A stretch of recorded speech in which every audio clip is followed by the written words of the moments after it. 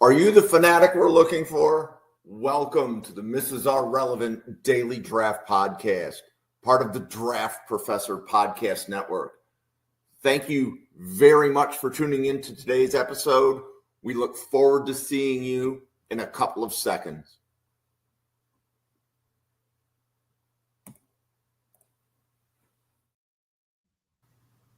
Welcome to the Mrs. R Relevant Daily Draft Podcast. I am joined today by Bill, and we're going to be going over some scouting reports for some players you probably haven't heard of because we had a request to do these four players.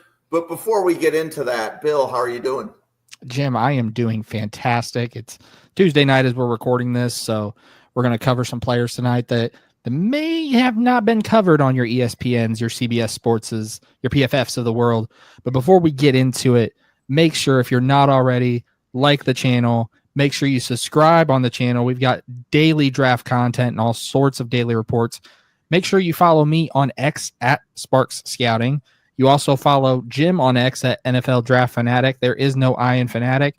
Make sure you check out draftprofessor.com because his simulator on that site, there's nothing like it on planet Earth and probably a couple of other planets too. I'm sure there's some aliens out there that are probably using your simulator with how crazy it is, but yeah, Jim, cool. You ready to dive in? We are ready to dive in. So you want to talk about cornerback Travis Martin from Langston? Yeah, so Travis Martin from Langston, a little bit on the smaller side, 5'8", 170.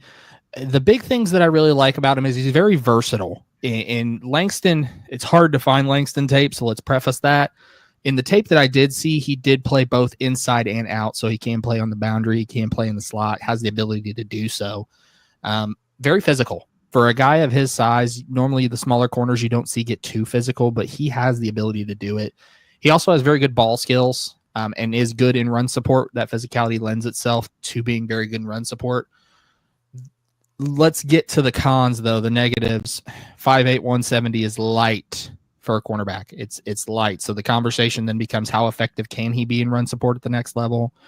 In addition to that, can he keep up with the bigger receivers of the world? Are you going to be able to line him up against a DK Metcalf and be able to get in him in that press coverage?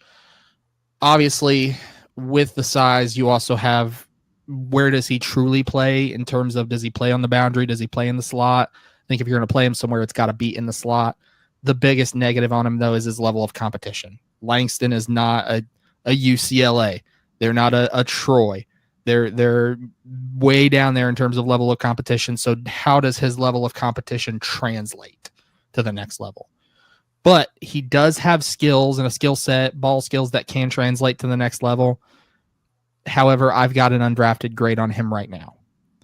But if he gets to a bowl game, a postseason game, something similar to the Hula Bowl, the Shrine Bowl, things like that, I definitely think he needs to get in front of talent evaluators and show off his skills. His play style reminds me of Quentin Jammer if he were under 5'9". Very physical guy, very good in man coverage, press coverage, but that size and the level of competition are really two big knocks that at this point in the cycle, I just can't overlook. Okay. So next one, Kristen Davis from Houston. Kristen Davis from Houston, 6 foot, 195, very fun watch. He also very, very physical in coverage, very good with his hands and press coverage. He also has very good coverage skills in both man and zone coverage. This is not a guy that you have to worry about. Is there going to be a fall off in man coverage because he can't keep up with the receiver? Is there going to be a fall off in zone coverage because he doesn't have the awareness or the IQ? He's good in both, so you don't have to worry about that. The negatives on him is his consistency week to week. Looking at his tape, 1 week he looks like a star in the making, and then the next week he just completely disappears. And that translates in his production as well. The other thing that I would like to see him improve on, he is willing to help in run support, but his technique to do so isn't the greatest, which can be coached at the next level. That's something very easy that can be coached at the next level. In addition, 195 at his height is a little light. I'd like to see him pack on 5 to 6 pounds, get over that 200 marker. But all in all, this is a guy, round 7 grade. I do have a draftable grade on him. like we were talking before the show, Jim, this class as a whole, as deep as it is, even though he's got a round 7 grade, he's probably going to get pushed to priority free agent, even an undrafted free agent, just because of the wealth of talent ahead of him. But this is a guy who can make it into training camp, make it onto a roster, especially on the practice squad, a stash player. I would say he's kind of like a Troy Hill from the Tampa Bay Buccaneers, kind of that, deeper corner, great on special teams for you, can play inside or out. Again, I think his future is probably more in the slot, just with how physical he is. But this is a guy, I do have a draftable grade on him, but he's another one. He's got to get in front of talent evaluators and showcase his stuff. Hey, DK Kaufman from NC State. DK Kaufman, NC State. So 5'10", 215. This guy, you don't have those size concerns as far as the weight. The height is still a concern at 5'10". But the big things that I love about DK Kaufman, he's got very good ball skills. He has the ability to create turnovers. He's a ball hawk, right? He also has been very, very physical and is willing to engage in run support. He is a cornerback that wants to hit someone. He wants to give someone a concussion. He wants to hit them hard, hit them fast. The big thing, another, like we talked about, that size at 5'10", it's going to be a negative for some teams, because if you're asking him to go up against a 6'3", 6'4 receiver, he's already giving up 6 inches. Another big negative that I see, he's inconsistent in coverage. Some coverages in man coverage and press, he looks like a world beater. The other times, he looks like that toast that you left in the toaster 5 minutes too long and it's black on both sides. He's burnt, right? So all in all, this is a guy I've got right at that round 6, 7 fringe range. Reminds me a lot of Desmond King when he was at Iowa. That same style, very good physical, very good in run support, has the coverage skills. He just has to put it all together on a consistent week-to-week basis. I haven't seen that yet, but this is a guy I would love to see at a postseason game that can put it all together and showcase his stuff, because there is some talent here to be had. Okay, and the last player, Cortez Braham from Nevada.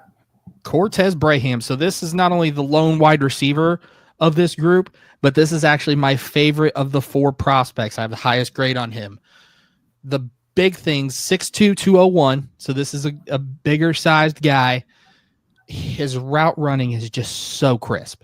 And it's often overlooked when you're looking at wide receivers, which Rangel and I do every Friday night on this channel. So if you're not subscribed, make sure you're subscribed and go back and watch all of those wide receiver and DB episodes. But his route running is just so crisp. There's no rounded off routes. There's no issues going over the middle. His ball skills, especially high pointing the ball. He's 6'2", so he's obviously got some size on him, but he can climb the ladder, go up and get the ball and bring it down. You don't have to necessarily worry about chest catches. This is a guy who has the ability to pluck the ball out of the air. And he also is versatile. He can play on the boundary. He can play in the slot. He can play both sides. This is a guy you can put anywhere along those 3 wide receiver spots and not have to worry about it.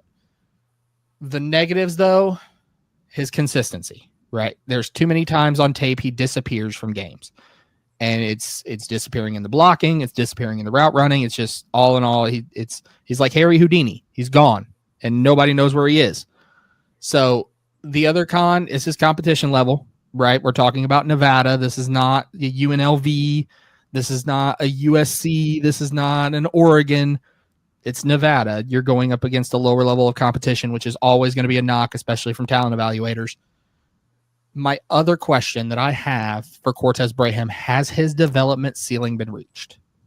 Obviously, coming in from Nevada, he's been in Nevada for a bit. Obviously, I believe he went to JUCO as well, so there you have that. So is this as good as he's going to get, or is there another level to his ceiling? All in all, though, this is a guy I do have a round 6 grade on. He is on the fringe of my top 175. He is a sleeper. He is a gem for an NFL team. He's a Kendrick Bourne type of guy. He's not going to wow you in any certain area. He's not going to make the highlights on Sports Center, right? He's not going to be Chris Berman's, favorite play of the day. This is a glue guy that can get you those catches that you need, the chain mover of the world. And I think that's where Cortez is going to live. Again, I hate to beat a dead horse, but it's the same conversation we've had. This is a guy that needs to get in front of talent evaluators. whether it's through an all-star game, whether it's through a pro day, whether it's through some sort of invite, camp invite. He's got to get in front of talent evaluators, because if they see the skill set, it's a draftable skill set. He has the tools in the toolbox. It's just most talent evaluators are going to start at the bigger schools and work down. And by the time they get to that smaller school, it's already been watered down. Oh, I've seen 13 Cortez Brahams when I was at Georgia. I saw 10 of them while I was at USC. So you have to ask yourself, how do I stand out? For Cortez, the best way he can stand out is his route running. In any talent evaluator will tell you, it does not matter where you go, they will find you. That's true from high school to college. That's also somewhat true from the pros, but they will find you, but you have to make them remember you. And how do you do that? Because by the time you get to March and April and the dog days of spring, as I like to call it, you've watched, I mean, I can tell you on my big board right now, Jim, I've watched 450 prospects. How do I remember a Cortez Braham versus a Savion Williams, and a Cortez Braham versus a Luther Burden, and a Cortez Braham versus a Caleb Johnson at Iowa as a running back? So you have to make yourself stand out. So all four of these guys have skill sets that are draftable. They all have tools. They all need to get in front of scouts. They all need to get some form of a pro day, some form of an invitational.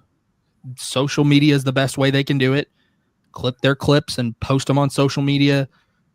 They can also keep following us here on the NFL Draft Fanatic podcast, where we talk about the smaller school guys like we did tonight with these four, and we'll help cover them and we'll help get their name out there, because we have all sorts of draft content. This is what we're here to do. We're here to cover those guys that you're not going to see on CBS or ESPN, and it's what we enjoy doing. All in all, I loved watching all four of these guys tape. Like I said, Cortez is probably the best of the four if I had to take them and rank them. If I had to rank them 1 through 4, which I hate ranking players against each other when they're on different sides of the ball, but I'm going to do it, I would say Cortez at 1, DK at 2, Kristen at 3, Travis at 4. And that's not a knock on Travis's talent.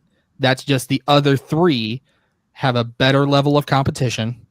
The other 3 don't have as many issues with that level of competition and don't have other issues compounding it like Travis does. Cool. So appreciate you giving those scouting reports. So generally speaking, most of the players that we cover on the Draft Professor and on Mrs. R Relevant are going to be top 175. In this case, 4 players reached out and they said, please tell us what you think. So we just recorded a 15-minute episode so that they can see it and they can share it with whoever that they need to share it with.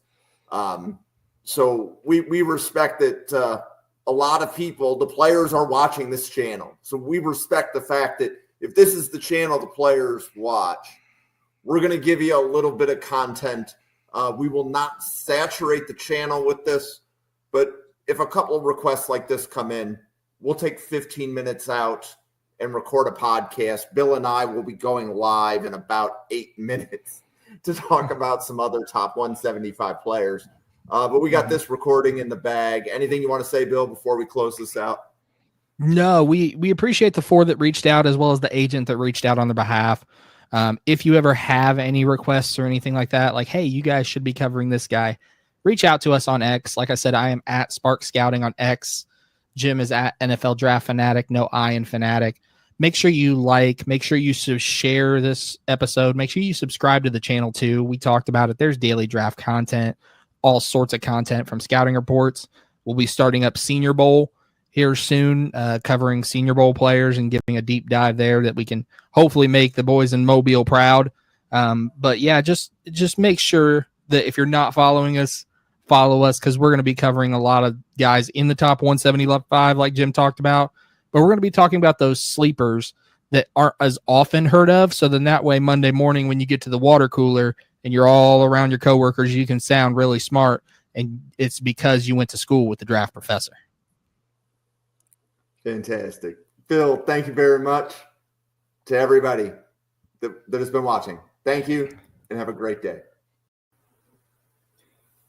Thank you for watching this episode of Mrs. R Relevant, the Daily Draft Podcast, brought to you by the Draft Professor Podcast Network. If you have not already, please hit the subscribe button on YouTube. Please hit the like button on YouTube. Follow the Draft Professor page on Twitter at NFL Draft Fanatic. There is no I am fanatic. We have content coming to you every day. You can see some of the people delivering that daily content to you on the slide now. Find them on Twitter. Give them a follow. There's always good dialogue on Twitter, and that's how you can find even more draft content than you saw in this episode. Thank you very much for watching, and have a great day.